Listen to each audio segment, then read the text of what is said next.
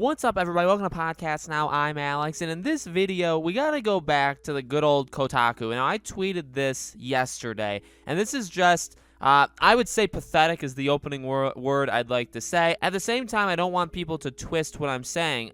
This person is gonna talk about things like giving up in a certain kind of sense in life, and I'm not making fun of it. I'm not like anti it. I've gone through stuff in my own personal life as well.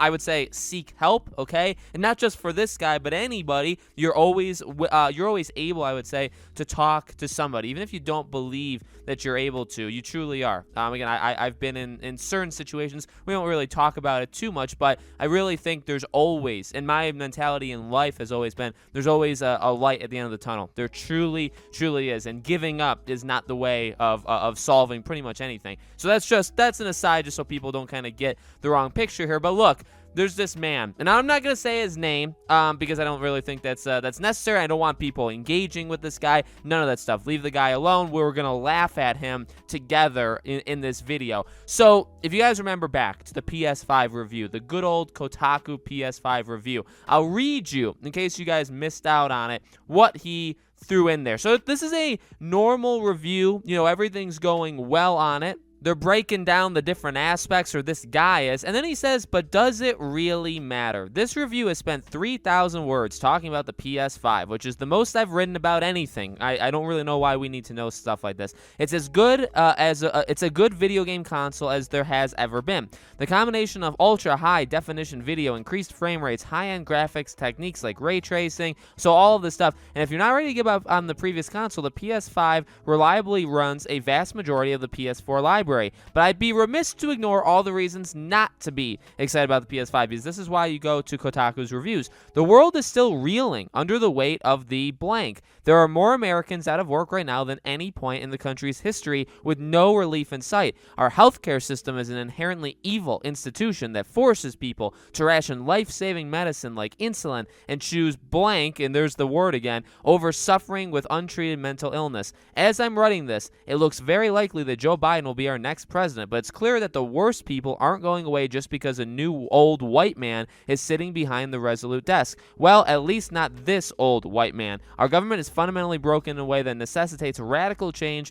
rather than incremental electoralism. The harsh truth is that for the reasons listed above and more, a lot of people simply won't be able to buy a PS5 regardless of supply, or if they can, concerns over increasing austerity in the United States and the growing threat of widespread political violence supersede any enthusiasm about the console's SSD or how ray tracing makes reflections look more realistic. That's not to say you can't be excited for those things. I certainly am on some level, but there's an irrefutable level of privilege. Oh, I forgot he said this. Level of privilege attached to the ability to simply tune out the world as it burns around you. So, I don't remember what I said in that video. I know I made a video on that. I assumed the guy needed therapy. I think he still 1,000% needs therapy. It's the stupidest thing to throw in a review of the PS5. Now, I don't want to spend too much time talking about that because we've already done that, but okay, the guy struck again, okay? So Disco Elysium, right, the complete edition, bringing it to, and it's out again, came out, I believe, like the last day, or the second last day of March. Now, I haven't played it yet. My friend really loves the game. He petitioned me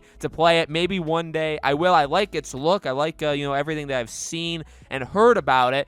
Now, what's interesting is this isn't a review. It's weird. Like, it's not a review. I don't really know what this article on Kotaku is supposed to be. But the title is, when my Disco Elysium character gave up, I was like, yeah, I get it. And I guess so. It says Kotaku Game Diary, the latest thoughts from a Kotaku staffer about a game we're playing. So I guess that's the general thing. So he's kind of like talking. So he's kind of reviewing it. He's kind of talking about mechanics, and then for the most part, he just throws this paragraph in here. There's really no lead into it, besides like he's talking about certain puzzles and how like if you fail them, there's consequences to you messing things up in this game. So he's like talking about that, but there's really no lead in. He kind of just again throws this paragraph in, second to last paragraph, just kind of randomly chucks it in. Same thing with that PS5 review. That's like the ending of the review. He goes through this whole review and then he just destroys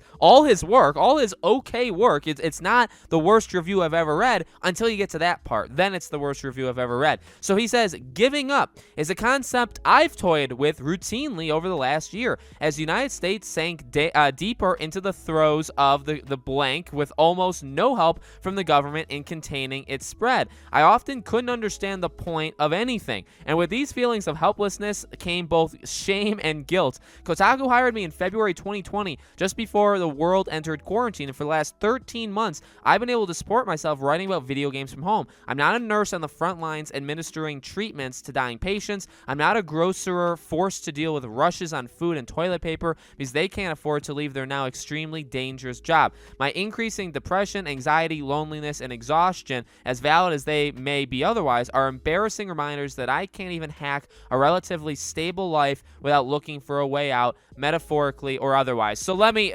get a therapist. I don't want to sound, again, like I don't care about these issues. There's a lot of things in that paragraph I just read that I just flat out don't agree with, whether it's kind of the difference of, I guess, political, like I can kind of sense where this guy is coming from with certain things that he's talking about. So I don't agree with basically anything that he said in the first place, but like, dear Jesus Christ, get a goddamn therapist. And because there may be people that say, I know I keep stuttering here, and I have that problem when I talk so fast. I don't want people to make it so that I come across like I have no heart or like I hate this guy. I don't hate this guy. I think he doesn't write good articles whatsoever, but I don't hate him. And I don't want to sound like I have no emotion for his situation. Again, it's like I don't understand why you need to put this in an article. I really don't. Especially an article that's not, like, I guess the title kind of braces you for it, but not really. Like, it could have just been a throwaway line, like something funny. Instead, he, again, used an entire paragraph of this article, which has nothing to do with the rest of the article. In fact, I don't even know. It doesn't even, like, he says giving up is a concept I've toyed with. He doesn't even connect it to the game. It's like the game reminds him that he feels like he's pathetic, which he sounds pathetic, okay, based off of what he says. And again, like, that's something that he needs to, I don't want to sound like a therapist because I'm not a therapist, but I am one that believes that you can always get better, believes, again, that you can always talk to somebody and that there is always a way out, not in the way that he probably thinks there is, right? So, like, it's kind of like I feel like I'm like the harsh reality person where it's like you need help, and if you're not going to get help and you're just going to whine about it online, you have a problem. And I don't think it's wrong to say you have a problem. You need to fix it. And if you don't want to fix it, that's fine. Stop just like doing this, though, in your articles. This kind of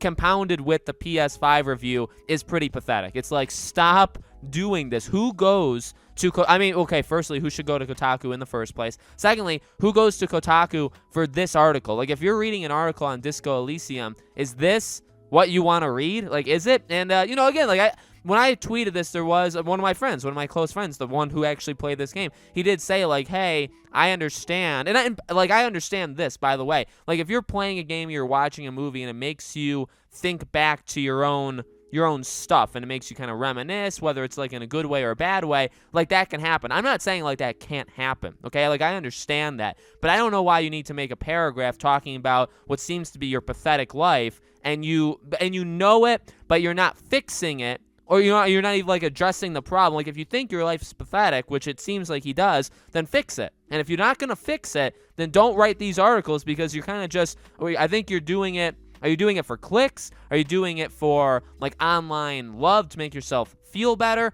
That's fine. I'm not, like, opposed to, if you're having a bad day, you can go online and say, hey, like, I need some support. Like, and people say nice things to people all the time, even online. I know it's kind of crazy to think that, right? But, like, I get that can make you feel better, and that's good. I actually think it's a very powerful feature of the internet, and I won't lie. Like, it makes me feel good when you guys either tweet me stuff or put stuff in the comments. Like, if there's a positive comment, sure, it does make myself feel good. But I also feel good myself. Like, I don't need backup online to feel good about myself. And I feel like that's definitely what Twitter is, where it's like you go on Twitter you start fights on Twitter, but you also are just kind of appealing to your group, or you feel like you need Hollywood elite, you need like Jimmy Fallon and Jimmy Kimmel, you need them to say your opinion out loud so that you feel good about it. And it's like, you should already, if you're really standing behind it, you shouldn't need the millionaires and billionaires of the world to back you up. Standing with corporations when they do something woke or something, it's like, okay,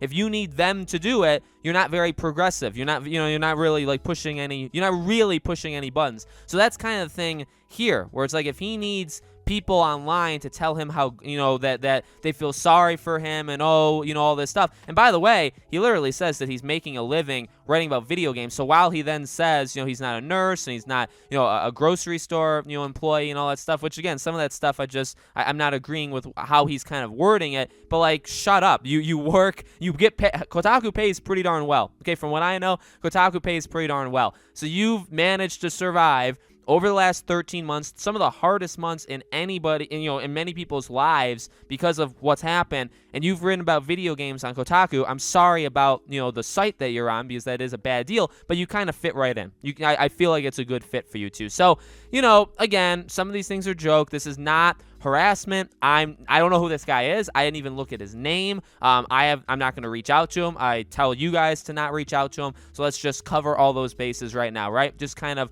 want to, and laugh is a weird thing. Again, I don't want people to get, my words all twisted. Like, I am laughing. I do think it's pathetic in a way, but I also want the guy to get help, because like it seems like he needs help, but he doesn't want to get it. And so then again, it kind of just keeps rotating, where it's like, if you're not gonna, go out there and get help, please stop ruining articles, which, granted, again, nobody should be reading Kotaku anyway, but stop writing, please, in these articles. Stop putting in these kind of things, because they really don't do anything. So let me know, guys, in the comments below, what do you think? What do you think about, hopefully you don't think I'm like an evil person now, but, you'll have to let me know in the comments. As always, make sure you guys are subscribed. Make sure you guys have the bell icon turned on so you know all these videos go up. And I like to do these controversial things. They're pretty dangerous to do, right? The risks are a little bit higher. So the support is definitely appreciated. If you guys want to follow me over on Twitter, Podcast Now 15 is my Twitter. I do have a second YouTube channel. It's called Podcast Now Plus. All of my social media stuff is in the description below if you guys want to check it out.